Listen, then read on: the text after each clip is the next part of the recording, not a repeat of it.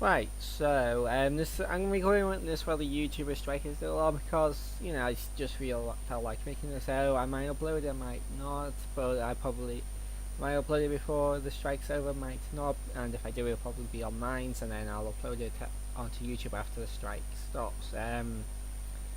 But I was just thinking about this. If you have been paying attention, it's unlikely that Microsoft and Sony will be releasing the next Xbox or PlayStation, mainly because the Xbox One X and PS4 Pro, basically they they were just released too early.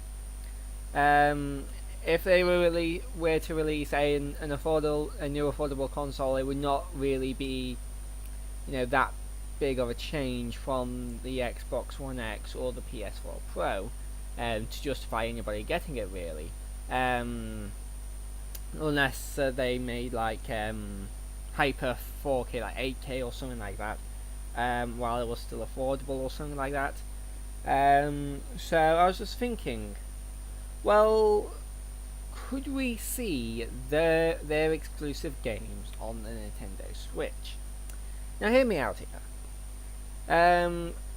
Obviously, Microsoft and Sony get the bulk of their profit from selling their consoles and not really selling their games. Like they have good exclusives, but they're not Nintendo exclusives. I mean, everybody knows that if Nintendo ever fell into hard times, they could pull a Sega and just become a software manufacturer, and they'd probably they wouldn't make as much money, but they'd still probably make a good chunk of money. Like they'd probably be the biggest third party developer out there. But here's the thing. Obviously, Xbox One X's and PS4 Pros, they're going to stop selling and they're going to start selling for even less. So obviously, Microsoft and Sony want something, to keep their company afloat. Because I really don't see them, releasing a new console for a while unless they want to release something that doesn't even feel like a full step forward. So this would, but the Nintendo Switch, right? Here's the thing with Nintendo: they've always used the last generation's technology, meaning that while Sony and Microsoft have basically, at least for now, reached the limits of what an affordable console could be, Nintendo still has like a couple more consoles until they hit that with them, and I think by that point in time, we would have made the next step forward in consoles. But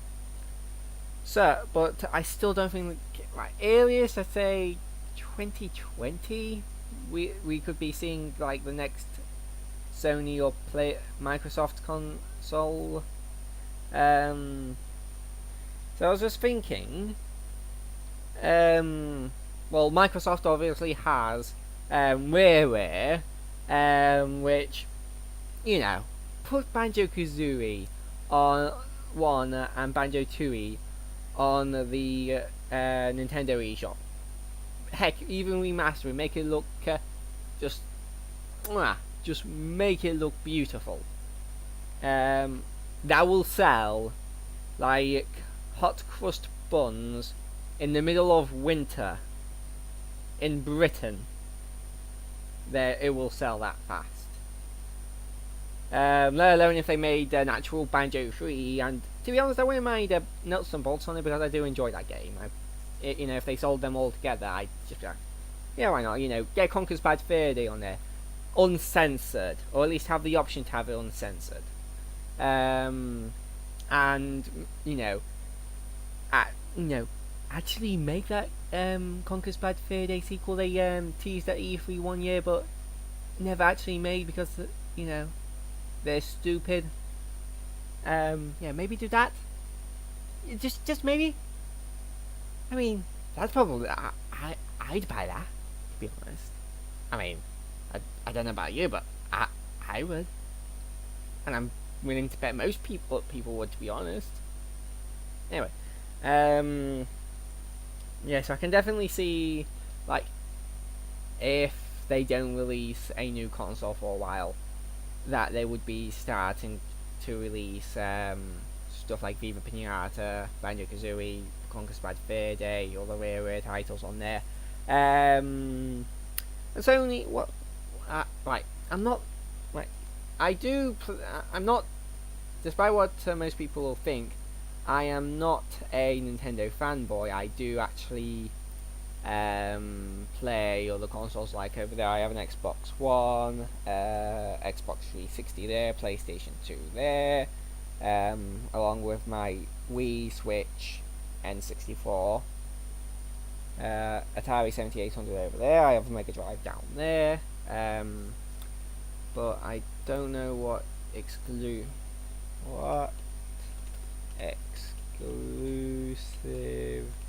games are on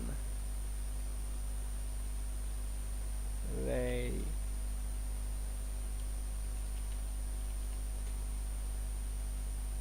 let's just say PS4.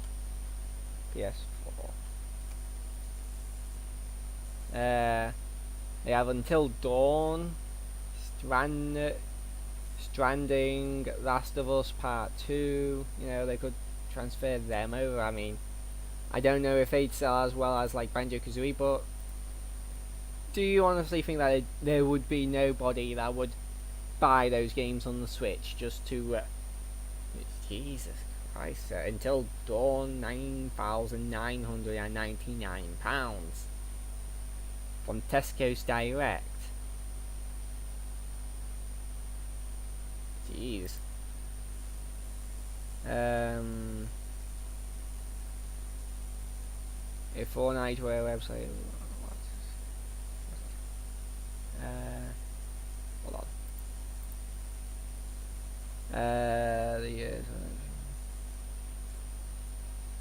Final Fantasy, you know, that would probably sell well on the Switch. Shadow of the Colossus, that would probably. The Impotent, Golem, MLB, The Showdown 18, Yakuza 6, God of. Come on, tell me people wouldn't buy God of War for the Switch. Come on. Like, especially being as Nintendo are not only being more indie developer friendly, but they are allowing more mature content onto the Switch. Just look at Bayonetta. I mean, if you tell me that Bayonetta is not for a more mature audience, you're on several drugs. What else? Yeah, they have Little Big Planet. You know, they have that. That would probably sell quite well on the Switch. Yeah. Especially like Nintendo are focusing marketing on more, well, people who grew up on the N64 and GameCube, my sort of age group, say 18 to 30s, I'd say. I don't know if people in their 30s would have grown up on it as much, but I know they probably would have. I don't know. Anyway, maybe 18 to late 20s, if not. Anyway, but yeah, I could definitely see those games definitely selling, especially being what Nintendo is marketing. Well, not who, but what. Not what, but who Nintendo is marketing the Switch towards. And honestly, I don't think Nintendo would really be, that, bothered about having those kind of games on the Switch. I wouldn't even be surprised if, at E3 they announced Black Ops was coming to the Switch, or Modern Warfare, or any number of first-person shooters clones that haven't changed in years, just with a fresh coat of paint. I can't really complain. Like, one of my favourite series is Mario, and yeah, they are kind of gimmicky. Apart from Galaxy, that was just fun. Yeah, Galaxy wasn't gimmicky, it was just fun. Like, they didn't really treat it being in outer space as a gimmick, they treated it as a game mechanic. Anyway.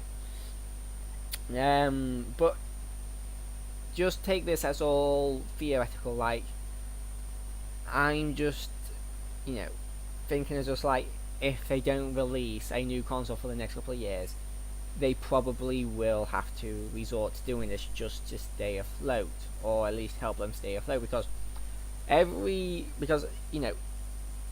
if Sony or Microsoft, they couldn't stop making consoles and just go into being a third-party developer.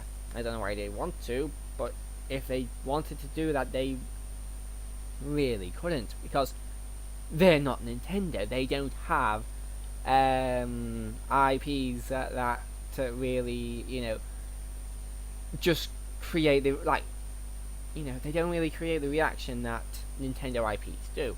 I mean, you could probably argue Sony has Crash and Spyro, but they are actually coming to the Switch. Yeah, again, Crash and Spyro are probably coming to the Switch. Well, we know Crash is, Spyro probably is.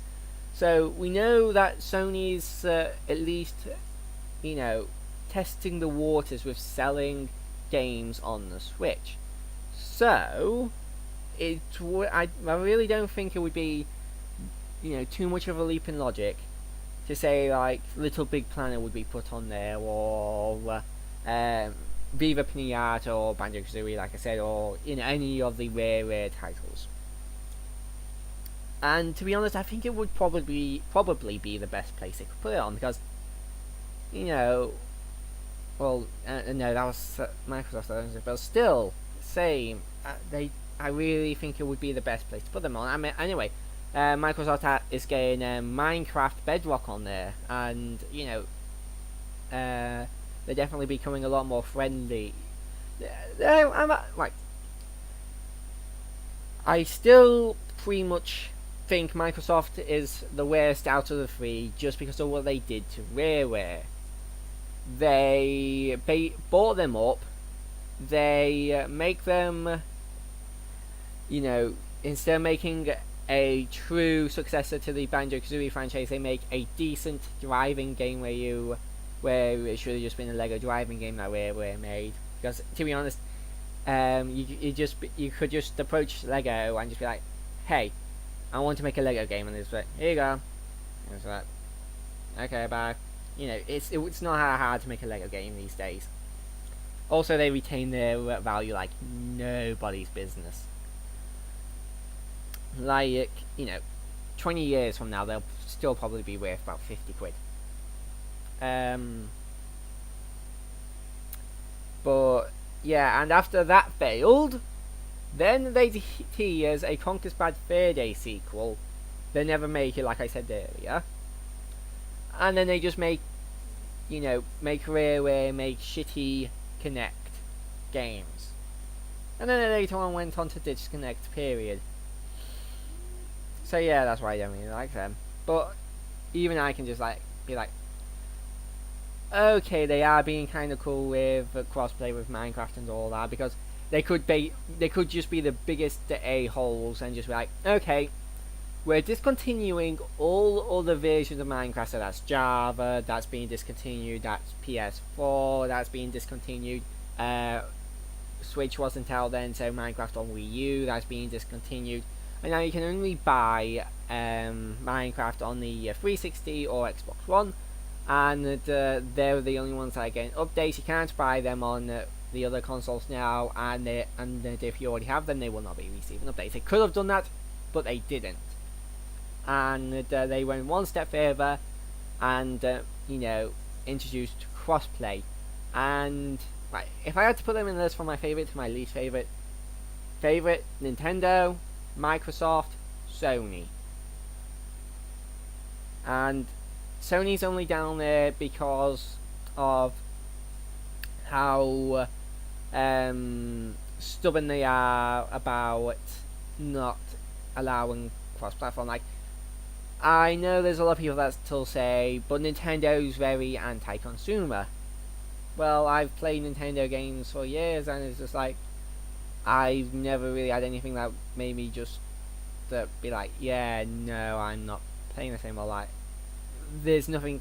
Nintendo hasn't really done anything to make me just go, why aren't you doing this? You could be making so much money from doing this, and you could just be improving the experience for the people who have bought your console even more, but you're choosing not to. And Sony is basically doing that because they're making it so that PS4 can cross-play with the other two consoles, so that basically mean, and Pocket Edition, and I don't want to go into that right now, but it's very stupid what they're doing.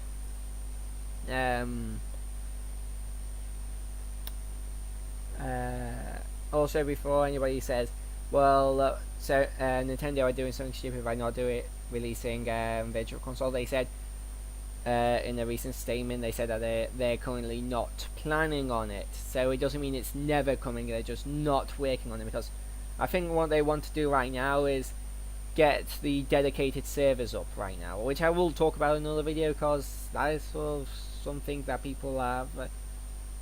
It's sort of a sensitive topic for some reason. I will admit it's probably not. When I saw the prices, I was like, yeah, that's affordable.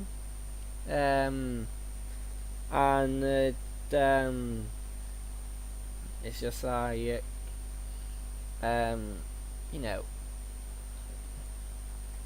there's obviously going to be teething problems. Like, it's not as bad as when Sony first implemented paid online play, but it's not as good as what Microsoft. Well, I don't know how good Microsoft did it. I mean, the Xbox 360 did have a lot of red ring of death problems, but it was pretty good from what I've used it. I did use it a bit when my dad had it, but yeah, Nintendo can't really have dedicated online servers and not have people pay for them because they are expensive. Anyway, that's another one for another time. I'm gonna go get a shower. I'll see you guys in another video. Bye bye.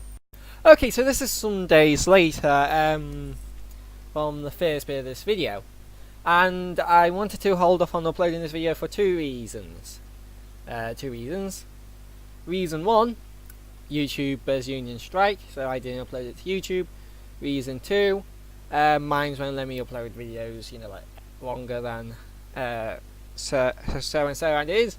I could have uploaded it yesterday, but a bit of news came out that I wanted to wait on to make sure if it was or wasn't real first before commenting on it. For I recorded this bit, edited the video, and uploaded it. Anyway, so the new information. There's been a bit of new information come out. Right, so yesterday, I think it was yesterday, or at least yesterday or the day before. Anyway, recently, the same guy leaked or put the rumor out that only Generation 1, the original 151 Pokemon were going to be in the Kanto remakes or reboots or whatever you want to call them. And when I hear this, I was really angry, to be honest, because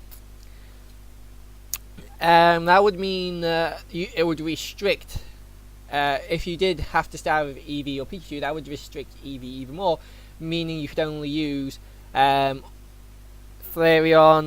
Jolteon, or Vaporeon.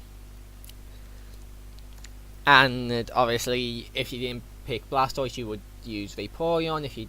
And you might as well just use Jolteon, even if you didn't pick Blastoise, or despite what starter you picked, unless you're using another electric type. And Flareon, because of its limited move pool, isn't really that good. Believe me, I used it in Black and White too. It wasn't that good. I mean, I still love its design and everything, but it's not that good in battle. Even I have to admit. I think its best fire stab move is Fire Fang. Anyway, so Oh, there we go. That has now been debunked. If you want more information, just like Pokeserena, just watch her video. And I commented on it, just like, so if this was fake, doesn't it? And he's just like no. This other guy from 4chan, no, because the logo, too many sources say the logo is real. It's just 4chan, blah blah blah. So there's just like a couple of things there. So let's have a look at this, another 4chan leak.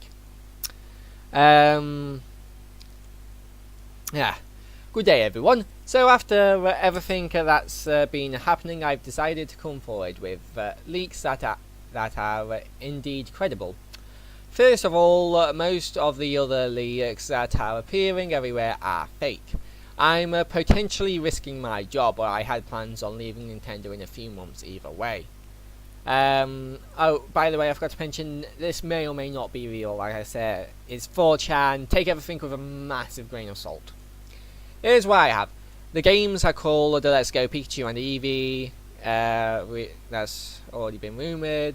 Nintendo wants to expand the Pokemon brand by giving Pikachu a partner ambassador, and therefore giving Pokemon a new face, hence why the spotlight has been all over Eevee these past few months.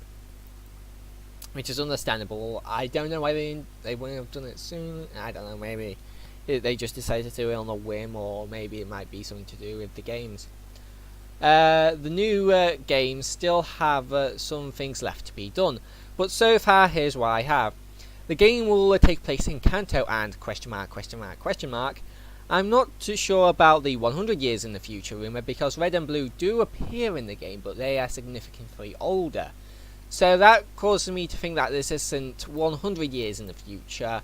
Maybe like, so they were, right, so when they appeared in Sun and Moon and Ultra Sun and Moon, they looked to be about 30s, late 20s maybe. So I'm guessing this would take place 50, maybe 60 years in the future. This is Generation 8. Nintendo are taking a new look forward with Pokemon on the Switch. So Nintendo, if this is real, then Nintendo is actively participating in the Pokemon games right now. Which, if they're doing, you know, as good a job as they did with like Odyssey and Breath of the Wild, I've got no problem with that. Like, they can interfere all they want as long as they don't change the fundamental core of the game. The Kanto in this game is much more different from Kanto in the past games. There was a tragedy that resulted in Kanto being broken off into different smaller islands. But a new huge island formed in the middle of the region. This island is bigger than any of Alola's, so being that it's considered its own region. So that is interesting, actually. So it doesn't really this doesn't really confirm. Well, it doesn't confirm anything. But if this is true, it doesn't really say that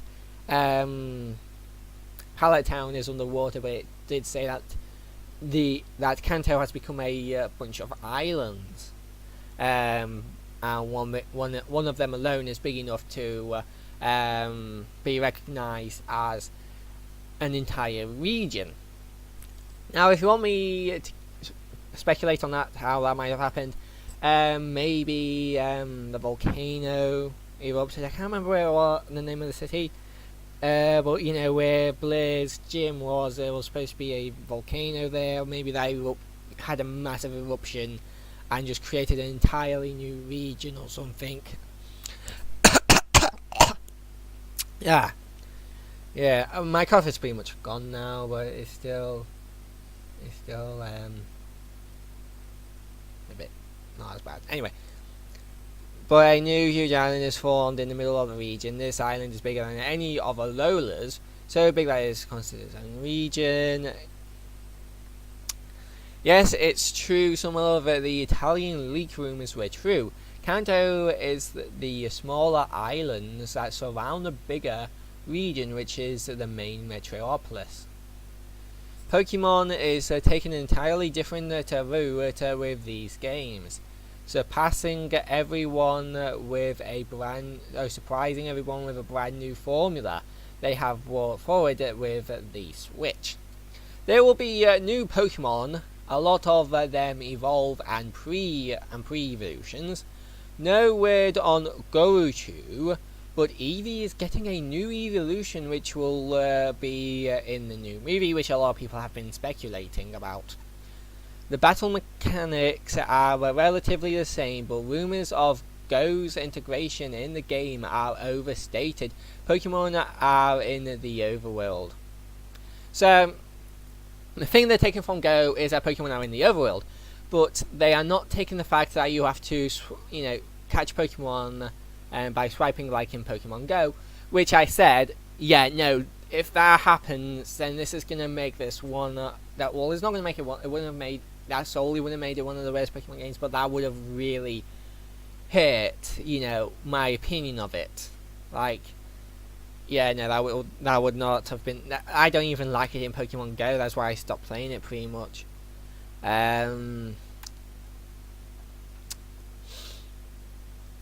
Catching Pokemon is made to be a bit harder, resulting in Pokeballs, etc. So Pokeballs, Great Balls, Ultra Balls, Nest Balls, Net Balls, Repeat Balls, all of those balls costing less.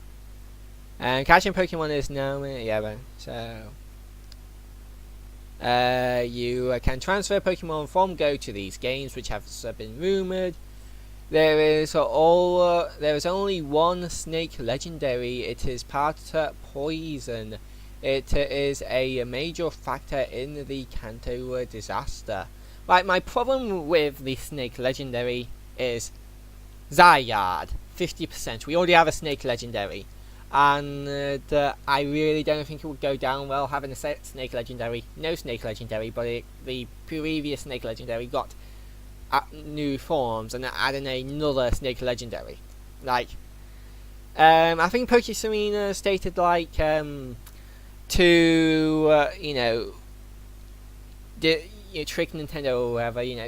They'll weave in like a little bit of fake bits in this, and I honestly, I could be wrong here, but I honestly think the Snake Legendary is just fake. Like, it does not seem like something they would do not long after implementing Zygarde. I wasn't shown or told about the other Legendary. It appears in the Eevee version.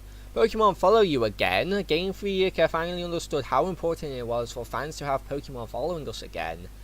So yeah, that's something people have been asking for a lot. The starters are indeed the original 3 from Kanto, with a gifted Pikachu or Eevee given to you depending on the version. Right? Yep. Oh my god, if that is real, I would be so happy. Right, that is my if you remember from earlier on in this video, my biggest complaint was the whole thing is this. It's supposed to be your journey. You get to pick the Pokemon you want on your journey. So it doesn't even suggest you have to keep them in your team. So it's just like you get the starter and Eevee or Pikachu depending on your version, and just ditch the starter and or Eevee and Pikachu. So that means this gives you freedom, and then you can evolve Eevee and Pikachu by the sounds of it. So yes, so much yes. I think the main one I'll be replaying the most would probably be Let's Go Eevee, just because I just prefer Eevee to Pikachu. A lot of ideas in this game came from ideas from fans. Right, this could be good or bad, depending on how you look at it. Good because, fans, they are the ones who are playing the game, so they know, or at least in their opinion, what would be best for the future of Pokemon.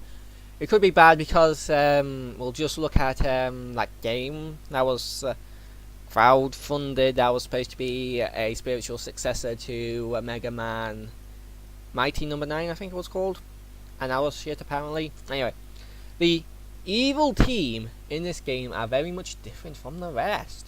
They're very passionate and driven for their goals. I don't know their names or what their actual goal is. Their theme is silver.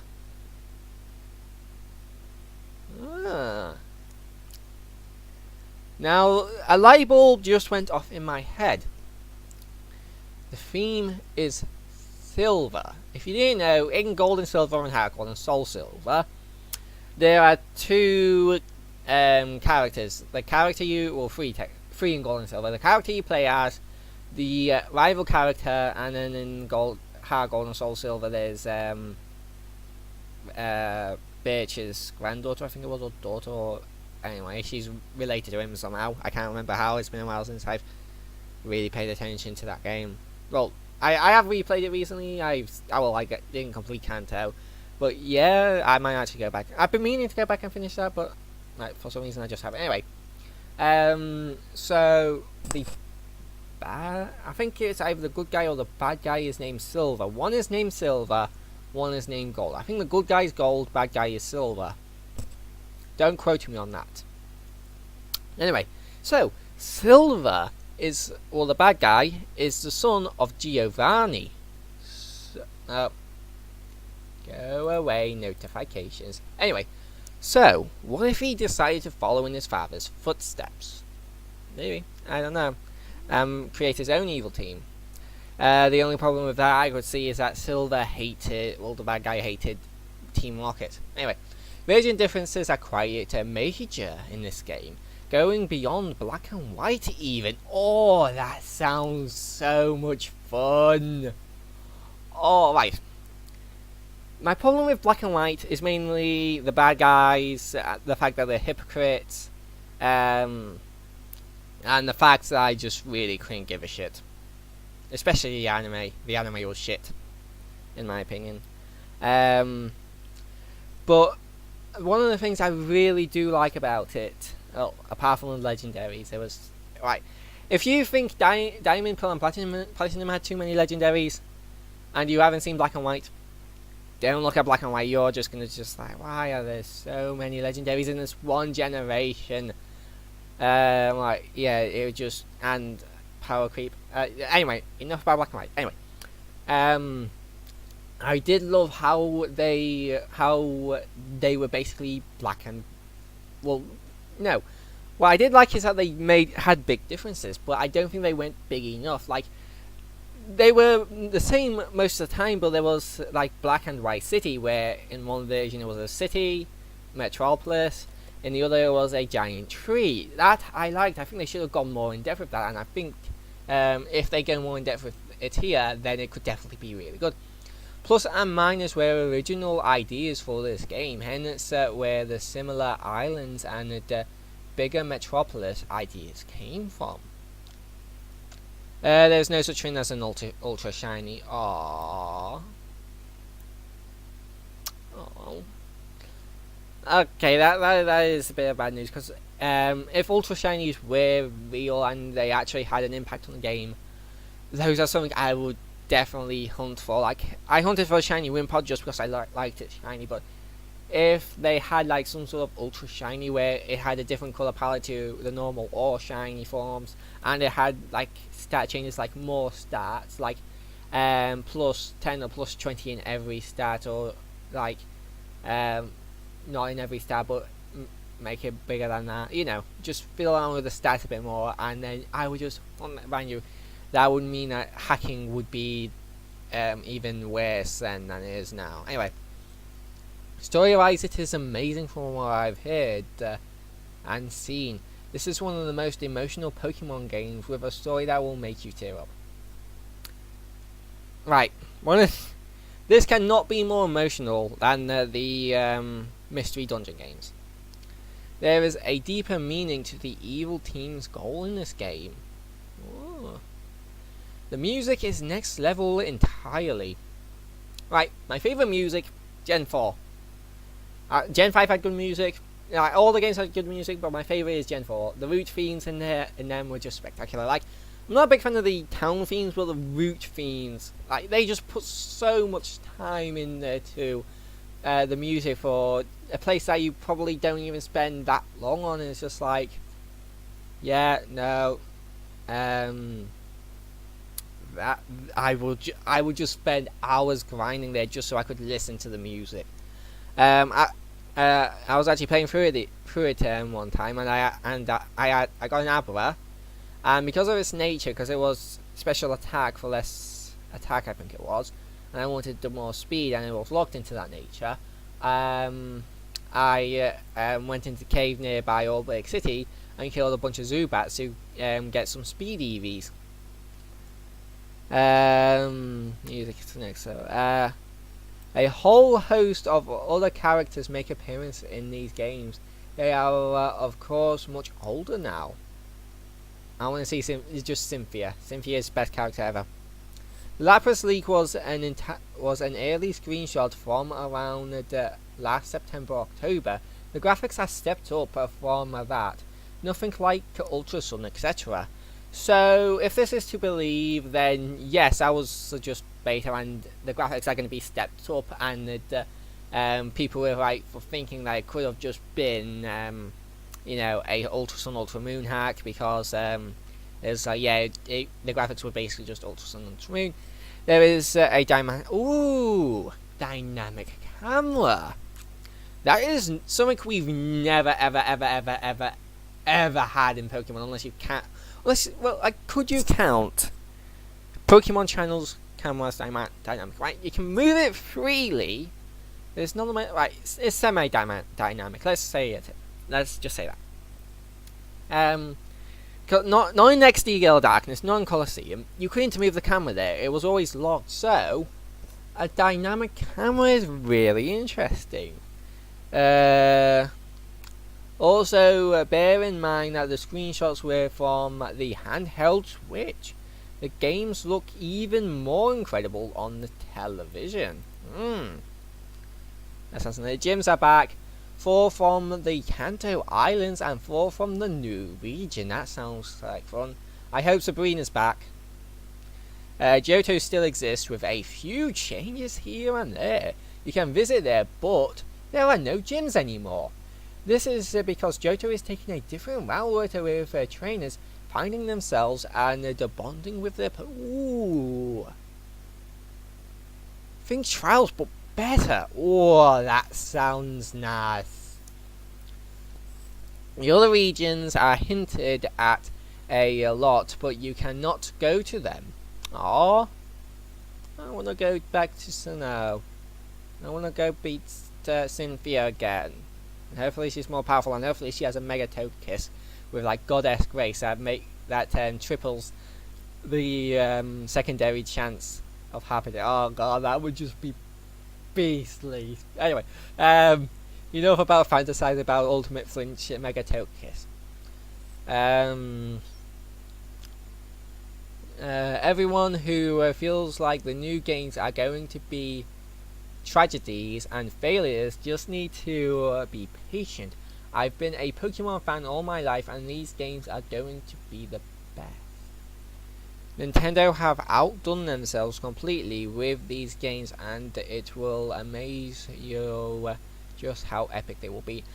Right, I've got a quick question here. If he's been a Pokemon fan his entire life, that means he would be...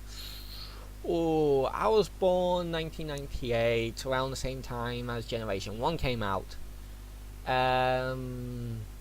So, if we go back a few, so I'm currently 18. So if we go back, say it was 5 years, I'm 19, so say if it was 5 years old, 1, 2, 3, 4, 5, 6, well let's say it was 10, 7, 8, 9, 10, so, well yeah, he'd be 29. Yeah. Why would you quit working at Game Freak on Nintendo at about the age of 29?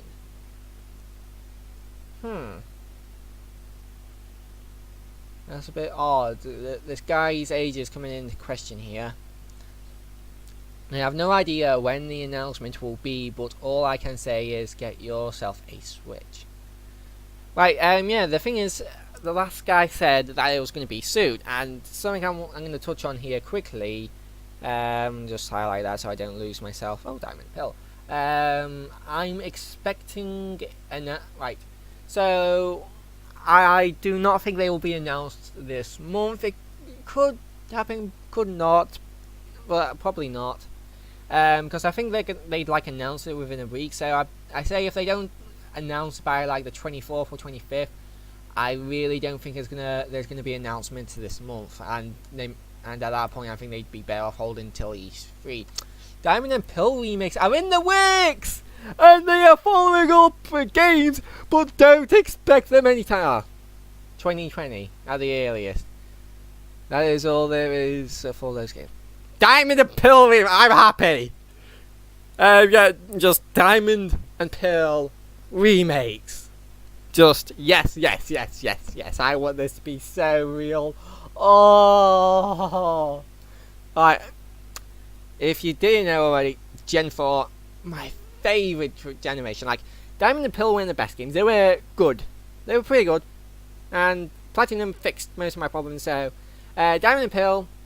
6, maybe 7, Platinum 8, 7, 8 or 9, but Heart Gold and Soul Silver, best Pokemon games I've ever played on a handheld.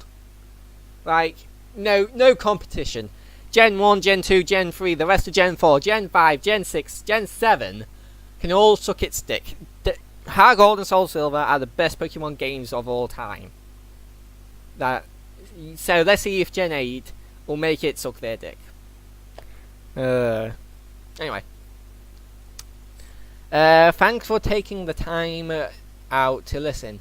You will see I'm right once these games release at the back end of this year.